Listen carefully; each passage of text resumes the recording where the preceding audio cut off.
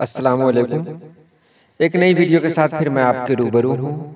ये उर्दू ग्रामर मुज़ाफ़ और मुज़ाफ़ इलैह उर्दू जानने के लिए जानना ज़रूरी है।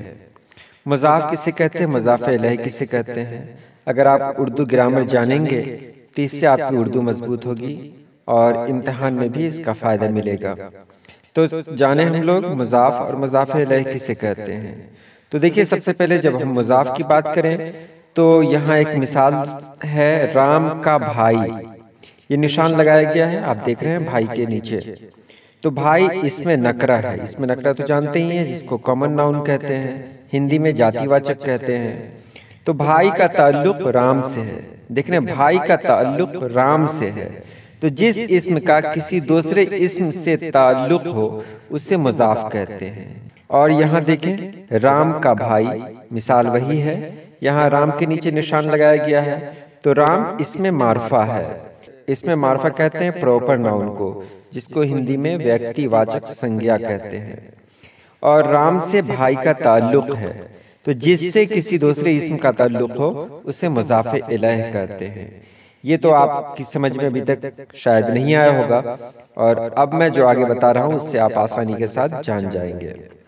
देखिए, सबसे पहले उर्दू में मुज़ाफ़ इलैह पहले आता है, मुज़ाफ़ बाद में। जैसे अहमद का कलम, राम की किताब, श्याम का भाई और दुर्गा का मंदिर। तो इस तरह जो भी है बहुत सारी मिसाल हैं इस तरह के। तो ये देख लें, मुज़ाफ़ इलैह पहले आता है और मुज़ाफ़ बाद में आता है। जान लें आप, मुज़ाफ़ इलैह पहले आता है और मुज़ाफ़ बाद में। मुज़ाफ़ इलैह और मुज़ाफ़ का रिश्ता ये है कि दोनों का एक दूसरे से जुड़ाव होता है। दोनों एक दूसरे से जुड़ते हैं। जैसे अहमद का कलम, तो अहमद मुज़ाफ़ इलैह है और कलम मुज़ाफ़ है।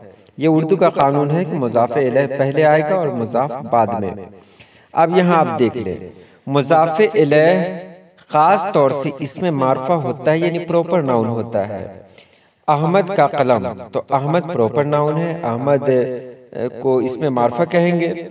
तो अहमद क्या है, प्रॉपर नाउन है, और कलम कॉमन नाउन है। तो मुज़ाफ़ इलैह अक्सर प्रॉपर नाउन होता है और मुज़ाफ़ अक्सर कॉमन नाउन होता है। यानी आप इसको एक जुमला बना लें, किसका रिश्ता, किससे रिश्ता। तो किसका रिश्ता, तो मुज़ाफ़ का रिश्ता। किससे रिश्ता, तो मुज़ाफ़ इलैह से रिश्ता है। किसका रिश्ता है, कलम, तो यहाँ पर है कलम का रिश्ता है। किससे रिश्ता है, तो मुज़ाफ़ इलैह से। तो किसका रिश्ता अगर कहीं कहेंगे तो वो कहलाएगा मुज़ाफ़, और किससे रिश्ता है तो ये कहलाएगा अहमद।